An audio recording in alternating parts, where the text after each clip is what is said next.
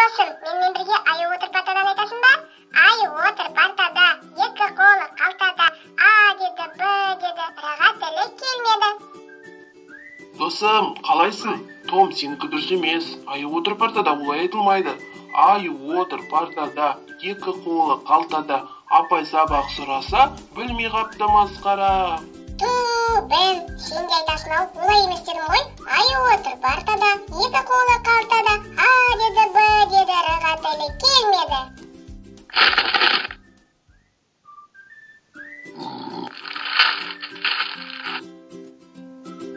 Мен жаңа газеттен оқып алдым. Сенікі дұрыс емес. Дұрысы былай. Аю отыр партада, екі қолы қалтада, апай сабақ сұраса, білмей қапты масқара. Ай, Бен, сен қателесесің-ау. Екеуміз бәстесейікші, кімдікі дұрыс екенін. Досым, сен комментарийға жазып кетші, қайсы дұрыс деп ойлайсың?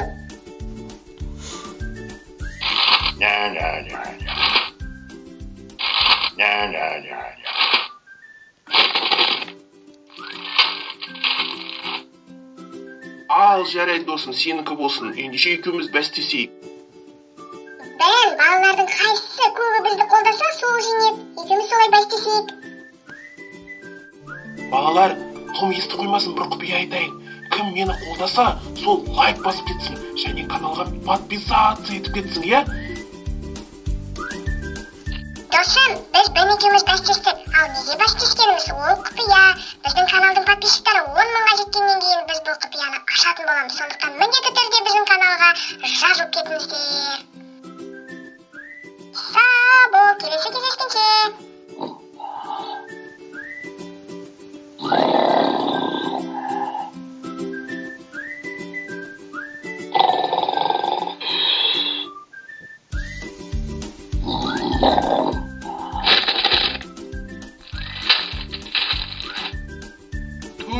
Том, сен сөйлеп жатқанда мен ұйықтап қалыппын ғой.